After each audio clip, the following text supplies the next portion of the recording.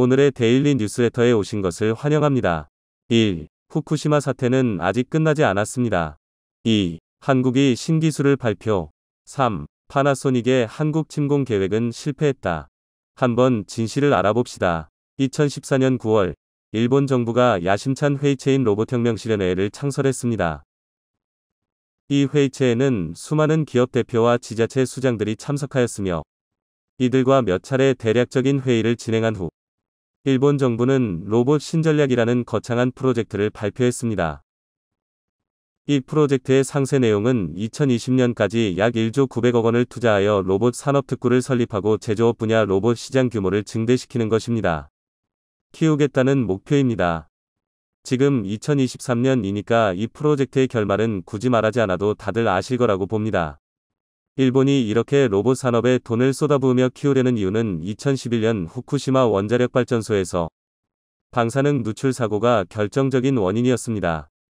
갑작스러운 재난이 일어났을 때 사람이 들어갈 수 없는 사고 현장에 로봇을 투입해 현장을 촬영하고 방사선량을 측정하거나 위험 밸브를 잠글 수 있는 로봇이 필요하다는 사실을 뼈저리게 느꼈기 때문입니다. 그런데 일본이 로봇 신전략을 발표하고 야심차게 로봇 산업을 키우던 2015년, 미 국방부 방위고등연구기구가 주최한 재해대응 인간형 로봇 국제대회가 열렸습니다. 일본은 당연히 산업용 로봇으로 크게 앞서 있던 자신들이 1위를 할 것으로 기대했습니다. 그런데 뚜껑을 열어보니 1위는 생각지도 못한 한국팀이 차지했습니다. 2015년 재해대응 인간형 로봇 국제대회에서 우승한 것은 한국 KAIST가 만든 휴보였던 것입니다. 24개 팀이 겨룬 이 대회에 일본은 팀을 3개나 내보냈는데도 10위에 머물렀고, 당시 일본 정부는 이 결과에 상당히 충격을 받은 것으로 알려졌습니다. 더구나 이 대회는 후쿠시마 원전사고 당시 재해 현장에 들여보낼 휴먼 로봇을 목표로 만든 대회였는데 1위를 그만 한국이 차지해버린 겁니다. 당시 요미우리 신문의 보도 내용을 보면 충격을 받은 일본 정부가 재해 현장에서 활동하는 인간형 로봇 개발을 강화하기로 했다고 전하고 있을 정도입니다. 2011년 쓰나미로 인해 후쿠시마 제1원전이 폭발 사고를 일으켰을 때 일본은 건물 내부에 로봇을 투입하기는 했습니다. 도쿄전력은 원격 로봇 한 쌍을 파괴된 후쿠시마 다이치 원자력 발전소에 원자로 건물에 투입했다고 발표했습니다. 그때 들여보낸 게 미국 아이로봇 사이 군사 로봇 팩봇입니다. 도쿄전력은 다량의 방사능을 포함하고 있어 직원들이 들어가기 위험한 건물 내부의 상태를 데이터로 제공받기 위해 팩봇을 방사능이 유출된 사고 현장에 집어넣었습니다. 당시 팩봇은 조종자에게 실시간으로 전송할 수 있는 비디오 카메라를 장착하고 공장의 제3원자로 건물에 들어가 방사선과 온도 점검을 했던 것으로 알려졌는데요. 당시 도쿄전력이 발표한 사진을 보면 로봇이 원자로 건물 안으로 들어가며 2개의 문 중 2번째를 조작하는 것을 보여줍니다. 하지만 도쿄전력은 로봇이 건물 안에서 무엇을 발견했는지 정확한 정보를 발표하지 않았는데 이후에 충격적인 사건의 전말이 밝혀집니다. 얼마 전 UCLA 기계공학과 교수이자 로멜라 로봇연구소장인 데니스 홍은 한 TV 프로그램에 출연해 후쿠시마 원전사고 현장에 들어갔었던 당시의 목격담을 전해 충격을 안겼습니다. 2011년 후쿠시마 원전이 사고를 냈을 때 더 큰 피해를 막기 위해 원자로 진입이 필요했지만 방사능의 위험으로 사람의 접근이 불가능했던 상황에서 일본 정부는 데니스 홍을 비롯해 몇 명의 과학자를 초청해 원자로 진입 임무를 맡겼습니다. 데니스 홍은 당시 이를 이렇게 회상했습니다. 목숨을 걸고 후쿠시마 원전에 들어갔다. 정말 무시무시했다. 삐삐같이 생긴 방사능 측정 장치가 있는데 삐삐 소리가 나면 놀라서 스톱하고 가다가 또 삐삐하면 스톱하고 엄청나게 무서웠다. 당시 데니스 홍과 과학자들은 현장의 영상을 보낼 수 있는 군사용 로봇 팩봇을 원전에 투입하는 실험을 진행했는데 로봇의 임무는 사고 현장을 카메라로 찍어보내는 것이었지만 로봇이 들어가 카메라를 돌리니 갑자기 화면에 흰색 점이 보이기 시작했다고 합니다. 방사능 때문에 카메라 안에 있는 센서가 죽은 것이었습니다. 방사능이 얼마나 독했던지 로봇에 부착한 전자회로를 순식간에 죽일 정도였던 겁니다. 다시 한번 돌려봤지만 마찬가지로 화면은 다 꺼져버렸고 결국 제대로 된 데이터를 전송받을 수 없었다고 합니다.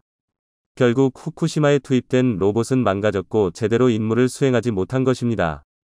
미국 드라마 체르노빌에서도 방사능 유출이 심한 곳에서는 현장 장비가 기능을 못했는데 후쿠시마 원전 현장도 마찬가지였습니다. 나중에 밝혀진 바로는 실제 사고 현장에 투입된 로봇들은 실패의 연속이었고 미국산 로봇 및 일본산 로봇이 원자로 건물 안에서 동신이 두절된 채 지금까지 미아 상태에 빠져버렸다고 합니다. 2011년 당시 후쿠시마 다이치 원자력발전소에는 14m 높이의 쓰나미가 덮치고 냉각 시스템이 손상되어 수소 폭발이 일어났습니다. 폭발 이후에는 원자로 건물 3곳이 손상됐고 주변으로 방사능 오염을 확산시켰는데요. 일본은 로봇을 투입해서라도 현장의 상황을 알고 싶어 했지만 방사능 앞에선 로봇도 속수무책이라는 무기력함만 확인할 수 있었습니다. 그로부터 4년 뒤인 2015년 도쿄전력은 다시 최초로 수소 폭발을 일으켰던 후쿠시마 원전 1호 기의 경납용기 내부에 배명 로봇을 투입했습니다. 녹아내린 해결료가 어디로 샜는지 찾기 위해서였습니다. 하지만 이 로봇도 투입한 지 3시간도 되지 않아 작동 불능 상태에 빠졌습니다. 이처럼 후쿠시마 원전 사고는 로봇에 대한 대중의 환상과 현실 간의 괴리를 가장 여실히 보여줬던 사건이었습니다. 이 같은 실패는 전 세계 로봇 공학자 모두에게 낭패감을 안겨주었습니다. 그래서 미국 방위고등연구계획국 DARPA에서는 그에 대한 해답을 찾기 위해 재난구조 로봇 경진대회를 만들었습니다. 그런데 지난 2015년 일본을 제치고 한국의 휴보가 우승을 차지한 것입니다. 도쿄전력은 여전히 원자로 내부의 오염 상태와 녹아내린 해결료가 어디에 어떤 상태로 있는지 정확히 파악하지 못하고 있습니다. 아직도 해결료 파편의 정확한 양상을 파악하기 위해 이런저런 로봇을 투입해보고 있지만 성과는 없습니다.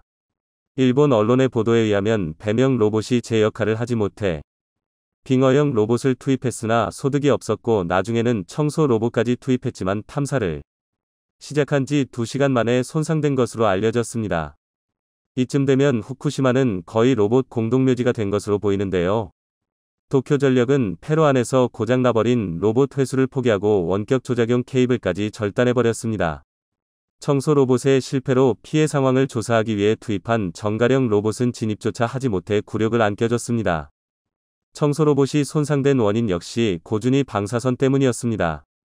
이 로봇에는 방사선량을 측정할 수 있는 선량계가 달려있지 않았지만 카메라로 촬영된 영상을 분석한 결과 후쿠시마 원자력 2호기 원자로의 경납용기 내의 방사선량은 530 시버트, SV에서 최고 650 시버트로 추정됐습니다. 지금까지 후쿠시마 원전의 1, 2, 3호기에서 관찰된 방사선량 중 최대치였습니다. 한꺼번에 7시버트 정도의 방사선을 전신에 받으면 대부분의 사람은 사망하는데 650시버트였다면 인간은 30초도 채 견디지 못하는 어마어마한 방사선량이 그 안에 있었다는 얘기였습니다. 사고 발생 후 오랜 시간이 지나서도 방사선량은 치명적이었던 것입니다. 그런데 로봇은 왜 이렇게 방사선에 취약한 것일까요? 그것은 방사선이 반도체 장치를 손상시키기 때문입니다. 아직까지 스스로 상황을 인지하고 판단해 자율적으로 작업할 수 있는 극한작업 로봇은 없습니다. 따라서 원전 투입 로봇의 작업은 인간이 방사성 물질에 노출되지 않는 수십 km 떨어진 거리에서 무선 통신에 의해 일일이 원격으로 조종을 해야만 합니다. 그러다 보니 고준위 방사선이 무선 센서를 손상시키면 오작동으로 사용이 불가능해질 수밖에 없습니다. 더구나 원자로는 무선 통신에 장애를 주는 두꺼운 차단벽으로 이루어져 있어 조금만 잘못돼도 로봇을 조종할 수 없게 됩니다. 심지어 나중에 밝혀진 바로는 후쿠시마 원전 사고 작업용 로봇을 이미 보유하고 있던 일본이 사고 즉시 로봇을 투입하지 않아 비난을 받았지만 실은 로봇은 있었으며 원격 조종을 제대로 할 수 없었기 때문이었던 것으로 밝혀졌습니다. 사고 발생 이튿날 최첨단 로봇들이 현장에 도착했지만 조종 인력의 부족 때문에 오랫동안 대기 상태로 일본은 후쿠시마 원전 사고 이후 그렇게 많은 돈을 들여 재해 로봇을 만들겠다고 호언해왔는데 여전히 갈 길이 먼 것 같습니다. 2차 전지와 전기차 분야에서 일본보다 치고 나가 시장을 선점한 한국은 지금 삼성과 LG, 현대차까지 가세의 로봇 개발 전쟁이 그 어느 때보다 뜨겁습니다. 2020년 기준 국내 서비스 로봇 시장은 8,600억 원 규모로 성장해 이 시장을 잡기 위해 주요 대기업들이 속속 뛰어들고 있는 것입니다. 삼성은 운동보조 웨어러블 로봇 잼스, 잼스를 시작으로 서비스 로봇 분야를 정조준하고 있고, LG는 바리스타봇, 가이드봇 등을 출시한 바 있습니다. 누구보다 산업용 로봇에 관심이 많은 현대차는 보스턴 다이내믹스의 사족 보행 로봇 스파를 기아 광명 공장에 투입돼 공장 안전 서비스를 지원하는 목적으로 시범 운영 중입니다. 이처럼 한국은 일본보다 늦게 로봇 개발에 뛰어들었지만 과감한 M&A와 한국 특유의 섬세함으로 이미 로봇 분야에서 일본을 넘어섰습니다. 배터리의 주원료인 리튬 가격을 폭등시켜 갑질을 해오던 중국이 최근 한국에서 나온 역대급 뉴스에 멘붕에 빠지고 있어 화제입니다. 외신들도 이제는 한국 기업에게 펄펄 매는 상황이 올 수 있다며 기술력을 극찬하고 있습니다. 중국 리틀 사업을 최대 위기로 몰아넣은 한국. 무슨 일이 벌어진 것인지 자세히 알아보겠습니다. 통상 스마트폰 등 소형 배터리에는 리튬이 30g, 전기차용 중대형 배터리에는 30터부터 60kg이 소요되는 것으로 알려져 있습니다. 한국은 2020년부터 중국산 리튬 수입 대상국 1위에 올라섰고, 파란색 일본보다 더 빠르게 증가하며 전체 의존도는 64%를 기록하고 있습니다. 배터리 양극재 핵심 소재인 수산화 리틀은 칠레 등에서도 일부 수입하지만 약 84%는 중국에 의존하고 있는 실정입니다. 2018년 의존도가 65%였다면 현재는 20%나 더 높아진 것입니다. 리틀에서 제2요소수 악몽을 우려하는 이유도 여기에 있습니다. 양극재는 배터리 생산 원가의 약 40%를 차지하고 리튬은 양극재 제조 원가의 50% 이상까지 올라서고 있습니다. 정제 리튬 가격이 1년 새 4배 정도나 뛰었기 때문입니다.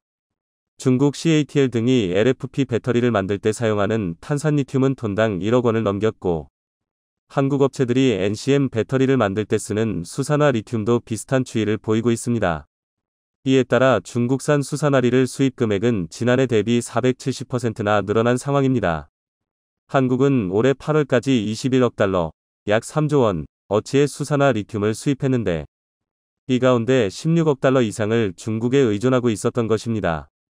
중국 언론들은 한국의 중국 의존도가 84%까지 높아졌다 며 조롱 기사를 쏟아내기도 했습니다. 중국 내 기후변화나 정치적 갈등은 리튬 조달에 큰 문제를 일으킬 수 있습니다. 볼 8월 가물과 정전으로 리튬 공급의 20% 이상을 담당하는 스촨성 공장이 폐쇄되면서 가격이 급등한 바도 있습니다. 즉 사우디가 석유를 감산해 가격을 몰리듯 중국은 전력난을 핑계로 가격을 올릴 수 있는 것입니다. 그리고 올해 중국에서의 전기차 판매량이 작년보다 2배 늘어난 600만 대로 예상되고 있어 자국 내 우선 공급 분위기에 따라 리튬 가격 급등을 부채질하고 있습니다. 이런 문제의 근본 원인은 글로벌 리튬 정제 시설이 대부분 중국에 몰려있기 때문입니다. 리튬은 다른 광물보다 상대적으로 매장량이 풍부하지만 정제하려면 상당한 시간과 비용이 소요됩니다. 채굴 과정에서 환경 파괴 우려가 크기에 인허가가 까다로운 면도 있습니다.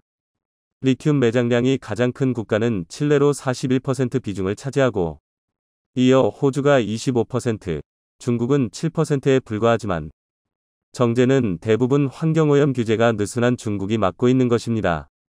그래서 리튬 거래는 달러화가 아닌 위안화로 이루어지는 면이 있습니다. 일론 머스크는 리튬 정제 사업에 대해 돈을 피거내는 면허, 라이센스 투 프린트 머니로 비유하기도 했습니다.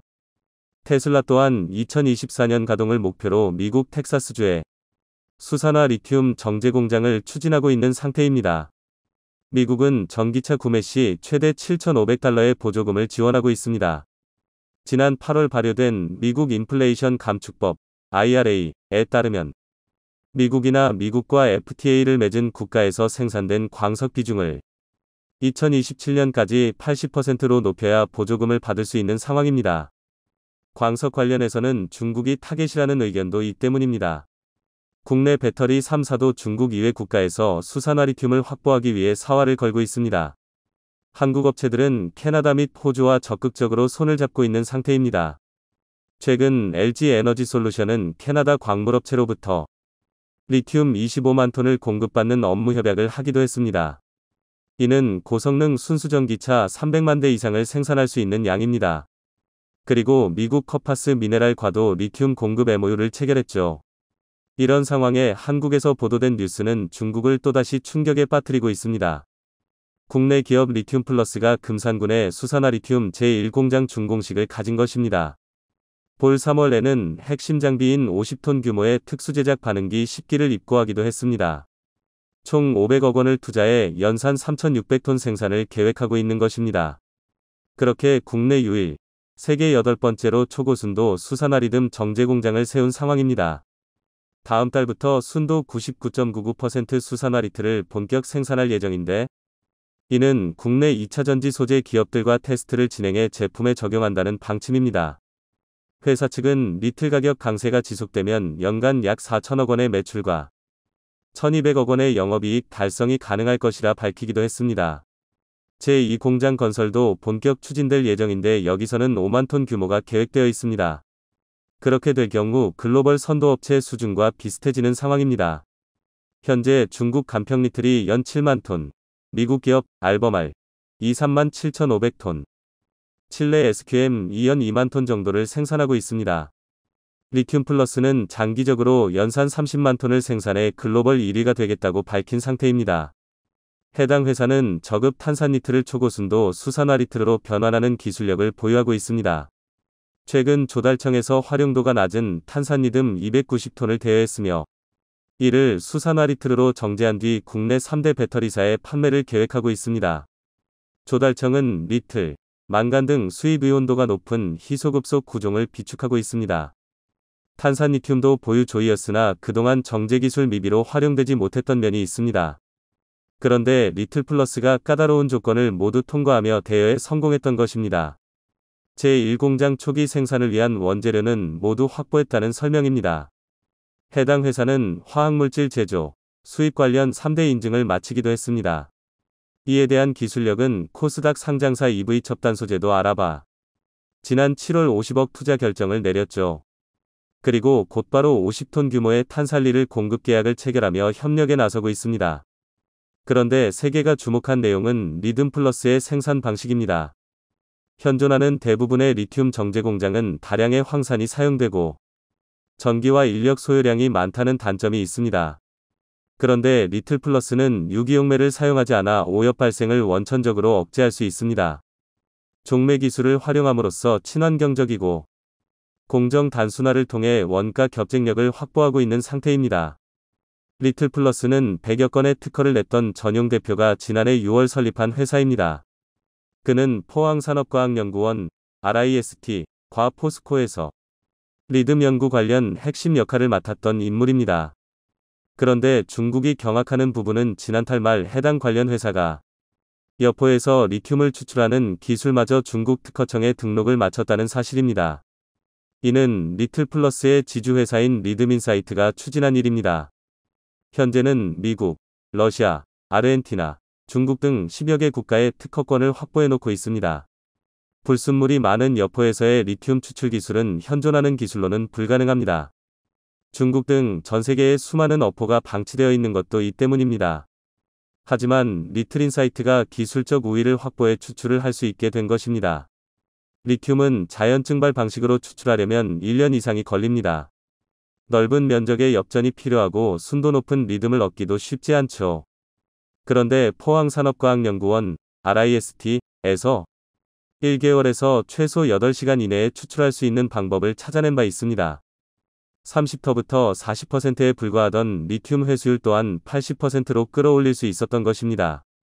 그리고 리틀인사이트는 여포에서 추출한 리틀로 탄산리듬을 제조하는 방법 또한 최근 국내와 중국에서 특허 등록을 마치기도 했습니다. 탄산리틀은 리튬 플러스 공장에서 수산화리들로 변환이 가능하기에 전기차용 리틀에 대한 밸류체인을 모두 확보하게 됐다는 설명입니다. 리틀 플러스와 깊은 관계가 있는 포스코 또한 해당 기술을 가지고 있습니다. 포스코는 최근 아르헨티나 엽수리를 상용화 2단계 투자 결정을 한 바 있는데 아르헨티나에서 탄산리듬을 생산한 뒤 국내로 운반해 수산화리틀로 상용화하려는 계획도 이런 기술력이 확보돼 있기 때문입니다. 올해 말 아르헨티나 여포에 탄산리듬 공장을 착공하며 수산화리를 가공 공장은 내년 상반기 국내 착공을 목표로 하고 있습니다. 2단계 사업을 통해 생산되는 수산화 리튬은 연산 2만 5천 톤으로 전기차 약 60만 대에 사용될 수 있는 규모입니다. 그리고 향후 연 10만 톤으로 늘리기 위한 3, 4단계 투자에도 속도를 낸다는 방침입니다. 포스코그룹은 2018년 아르헨티나 어모를 인수한 후 추정치의 6배인 1천만 톤 이상의 리틀이 있는 것을 확인한 바 있습니다. 채굴 가능성과 수율통을 고려해도 최소 280만 톤을 확보한 상태입니다. 해당 리튬 호수 가치는 현재 250조 원 이상으로 평가받고 있습니다. 이에 국내 배터리사들도 적극적으로 포스코에 접촉해온 상황입니다. 최근 LG에너지솔루션은 포스코 측에 미국 인플레이션 감축법 파고를 갖춘 업자며 포괄적 업무 협약을 제안해 진행되기도 됐습니다. 이는 LG에너지솔루션이 국제신용평가사 평가에서 CATL을 능가하는 결과로도 이어지고 있습니다. 신용특급은 같았지만 전망에서 한 단계 높은 파지티브, 긍정적을 받은 것입니다. S&P에 따르면 축적된 경험과 규모의 경제를 통해 향후 2터부터 3년간 수익성 향상이 기대된다는 설명을 했습니다. 인플레이션 감축법 발효로 CATL의 미국 비즈니스 기회가 제한된 점도 평가에 영향을 미친 것으로 나타났습니다. 글로벌 전기차 배터리 시장 점유율은 CATL이 34%인 반면 LG에너지솔루션은 14%로 2위를 기록하고 있지만 국내 기업들의 소재 경쟁력 향상으로 격차는 빠르게 줄어들 것이란 분석입니다.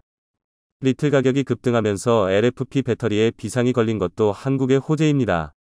중국이 주로 생산하는 LFP, 리드민산절, 배터리는 한국 NCM, 니켈만간, 코발트, 배터리보다 가격 경쟁력이 있다는 평가를 받아왔지만 리틀이 더 많이 사용되기에 가격 차이가 크게 줄고 있는 것입니다. 이런 상황에 리듬플러스와 포스코의 친환경적 정제는 전 세계 소비자를 한국으로 몰려오게 할 가능성이 높습니다. 한국은 기술력을 더욱 높여 중국 의존도에서 완전히 벗어나길 바랍니다. 혼다에 이어 도요타까지 한국에게 손을 벌리자 일본이 뒤집어지고 있어 화제입니다. 현재 도요타는 LG에너지솔루션 배터리를 받기 위해 협상을 진행 중에 있으며 이르면 연내 배터리 공급을 위한 MOU를 맺을 것이란 보도가 쏟아지고 있습니다. 파나소닉과 함께 한국을 잡으려던 계획이 수포로 돌아간 상황인데 한국에 의존할 수밖에 없는 충격적인 이유가 드러나 외신까지 크게 경악하고 있습니다. 도요타의 대위기 상황, 무슨 일이 벌어지고 있는지 자세히 알아보겠습니다. 도요타는 1997년 하이브리드 차를 만들면서 배터리 제조 능력을 자체 구축해온 바 있습니다. 파나소닉과 합작사, PEV를 설립해 기술을 내재화했던 것입니다. 그리고 2020년에는 파나소닉과의 또 다른 합작사, 프라임 플래닛 에너지 솔루션을 세워 한국을 추격하려 했습니다. 작년 7월 반값 배터리 전략을 공개하며 LG 에너지 솔루션을 잡겠다고 한 것도 이에 대한 믿음 때문이었습니다. 이를 위해 도쿠시마와 히메지 툼 4개 지역에 공장 건설을 계획했고 중국 다롄에도 공장을 세워 배터리 생산 원가를 절감하겠다는 의지를 나타내기도 했습니다. 이런 와중에 들려온 놀라운 소식은 도요타를 더욱 다급하게 했습니다. 지난 8월 LG 에너지 솔루션과 혼다가 배터리 합작 공장을 짓기로 했던 것입니다. 혼다 CEO는 직접 한국을 찾아와 합작사 설립에 5조 원대 합의를 하기도 했습니다. 지분 또한 LG 측이 51%, 혼다가 49%로 한국에 더 유리한 구조였죠. 해당 합작 공장은 미국 오하이오주에 세우기로 결정됐는데 약 규모가 될 것으로 나타나고 있습니다. 내년 상반기에 합공을 진행해 2024년 말부터 배터리셀과 모듈 양산을 시작한다는 계획입니다. 혼다는 미국 현지에서 12곳의 생산 공장을 운영하고 있습니다. 하지만 전기차 시장 진출을 위해서는 한국 업체와의 협력이 절실했던 상황입니다. 바이든 대통령은 성명을 내고 LG와 혼다가 미국에 50억 달러 이상의 투자 약속을 한 것에 대해 감사를 표하기도 했습니다. 이런 혼다의 행보는 도요타가 결단을 내리는 데 영향을 줬다는 분석입니다. 외신들 또한 LG 에너지 솔루션이 도요타에도 배터리를 팔게 됐다며 놀라움을 나타내고 있습니다. 일본 최대 배터리 기업 파나소닉이 지워지고 있다면서 말입니다. 도요타는 오는 2030년까지 전기차 30종을 출시하고 연간 350만 대의 전기차를 판매한다는 목표를 세우고 있습니다. 이에 파나소닉 이상의 배터리 공급처가 필요했고 최적의 기업으로 LG 에너지 솔루션을 낙점한 것이라는 설명입니다. 8월 말 도요타는 미일 양국에서 전기차용 배터리 생산 계획을 발표한 바 있습니다. 4천억 개는 일본 국내 배터리 공장에 투입되고 3,300억 엔은 미국 공장 건설에 쓰겠다는 것이었죠. 생산 합계치는 최대 규모를 추진했던 상황입니다. 이는 혼다와 LG 측의 합작사 설립 발표 후 이틀 만에 나온 내용입니다. 그런데 타 완성자 업체들이 한국 배터리사들과 합작 공장을 세우는 것과는 달리 도요타는 배터리를 자체 생산하겠다는 계획을 밝혀왔습니다. 배터리 내재화를 통해 차별화된 전기차 경쟁력을 확보하겠다는 전략이었죠. 2030년까지 배터리 생산 설비에만 2조 엔을 투자해 규모의 생산 능력을 확보하겠다는 계획을 세우기도 했습니다. 일본 정부 또한 도요타만은 내줄 수 없다며 9조 원에 이르는 보조금 정책을 발표했습니다. 배터리 시장을 뺏기면 일본 자동차 산업 경쟁력마저 떨어질까 우려했던 것입니다. 일본 정부는 공장 건설비와 설비 투자 지원에 5천억 엔, 니켈, 코발트 등 배터리 원재료 확보에 3,500억 엔의 보조금을 책정했습니다. 1991년 소니그룹이 세계 최초로 리튬이온 배터리를 개발한 이후 일본 업체들이 배터리 시장을 주도해왔던 상황을 다시 만들려 했던 것입니다. 2015년 일본 기업들의 세계 시장 점유율은 50%에 달하기도 했습니다. 하지만 한국과 중국 업체에게 주도권을 내준 뒤 대표 업체 파나소닉 점유율마저 8.7%로 내려앉아 버렸죠. 그런데 일본 정부의 노력에도 혼다와 도요타가 한국을 선택하자 기시다 정부가 크게 당혹해하고 있는 상태입니다. 도요타가 추가되면서 글로벌 톱 10자동차 업체에 줌 9곳의 배터리를 공급하게 됐습니다. 자국 부품사를 선호하는 일본 업체들이 LG 에너지솔루션과 연이어 손을 잡는 것은 미국 내 생산 능력과 앞선 기술력 때문으로 풀이되고 있습니다. LG 에너지솔루션은 세계 최초로 하이니켈 배터리를 양산했고 충전 속도가 대폭 개선된 실리콘 음극재 배터리까지 개발해내고 있습니다. 또 파우치형, 원통형 등 다양한 제품군을 보유하고 있죠. 그 결과 중국 시장을 제외한 글로벌 배터리 시장에선 점유율 36%로 1위를 차지하고 있는 상황입니다.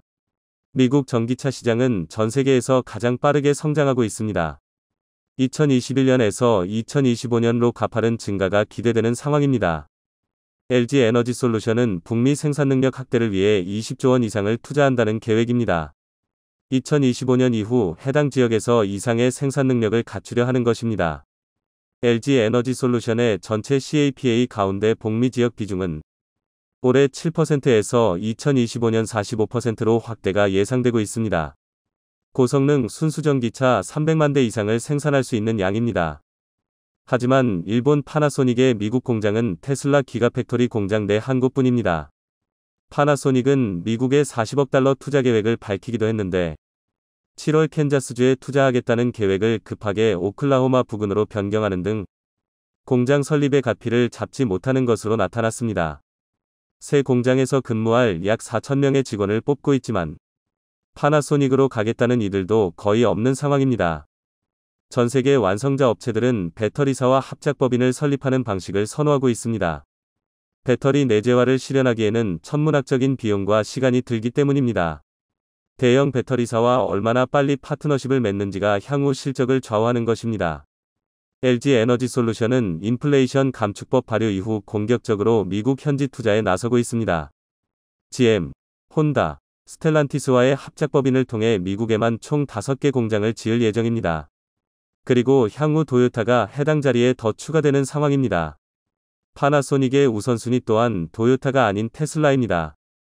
도요타와 파나소닉 합작법인이 최근 미국 현지에서 소재 공급 계약을 맺었지만 2025년부터 5년간 연 4,000톤의 탄산리튬을 받는 것이 고작입니다. 반면 모든 소재 업체들은 한국 기업을 중심으로 몰려들고 있습니다.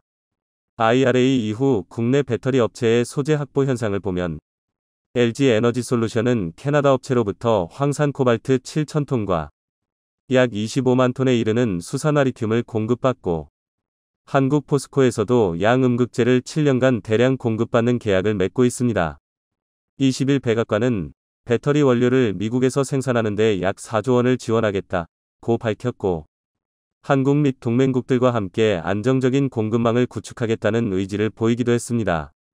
인프라법에 근거해 책정한 보조금 중 28억 달러를 12개 주에 있는 20개 배터리 기업에 지급하기로 한 것입니다. 보조금을 받는 기업들의 자체 투자까지 포함하면 약 90억 달러가 리튬과 흑연, 니켈 등 전기차 배터리 원료의 개발 및 생산에 투입되는 것입니다. 그런데 선정된 20개 업체 중 국내 배터리사에 이미 소재를 공급하거나 예정인 곳도 상당합니다. LG 에너지솔루션에 천연 흑연을 공급하기로 한 호주 시라가 대표적입니다. 모잠비크에서 광산을 운영 중인 시라는 내년 미국 내 공장을 설립하려 하고 있습니다. 결국 한국 기업이 핵심 열쇠를 쥐자 미국 측 인사들도 연일 한국을 방문해 협력을 요청하고 있습니다. 18일 미국 오하이오주 경제개발청은 한국에서 기자간담회를 열고 투자 유치를 하기도 했습니다. 오하이오주는 LG 에너지솔루션과 GM의 합작법인 얼티엄셀즈 공장이 있는 곳입니다. 또 혼다와의 배터리 합작사 또한 오하이오주에 건설될 예정입니다. 그리고 포스코 케미칼은 GM에 이어 포드에도 대규모 양극재 공급을 추진하고 있습니다. 이는 소재 공급망 다변화를 노리는 포드 측의 요청에 따른 것입니다. 포드 최고 경영자는 지난달 한국을 찾아 리튬과 니켈 등 배터리 광물 분야에서의 협력을 요청했죠. 포스코는 현재 고순도 니켈 및 수산화 리튬의 국내 생산을 준비 중인 상황입니다. 포스코 케미칼이 미국 포드에 수십조 원 규모의 양극재 공급을 계획하자 이는 일본 내에도 전해져 자신들만 뒤처졌다며 크게 한탄하는 모습을 보이고 있습니다. 실제로 자원 확보에 실패하고 기술력이 낮은 파나소닉을 찾는 이들은 거의 없기 때문입니다. 이런 상황에 일본은 전고체 배터리로 상황을 역전시키려 하기도 했습니다. 토요타가 1,000건 이상의 전고체 배터리 관련 특허를 확보하고 있어 이를 활용하려 했던 것입니다. 이는 전세계 전고체 배터리 특허의 40% 규모입니다. 토요타는 작년 9월 세계 최초로 전고체 배터리차를 공개하기도 했습니다. 하지만 그뿐이었고 이그 에너지솔루션이 해당 기술력마저 능가해버렸죠. 상온에서 출방 전 수명이 500회 이상인 전고체 배터리를 개발한 것입니다. 500번 이상의 충방전 이후에도 80% 이상 잔존 용량을 유지하고 리튬이온 배터리에 비해 에너지 밀도가 약 40% 높아 기술적 진일보를 이뤄냈다는 평가를 듣기도 했습니다. 해당 연구는 최고 권유 과학 저널 사이언스지에 실리기도 했습니다.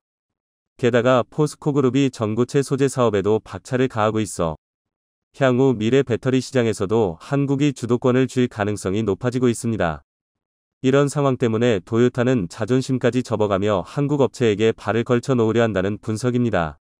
최고의 기술력으로 전 세계를 장악해가는 한국 배터리, 더 높은 성장을 응원합니다.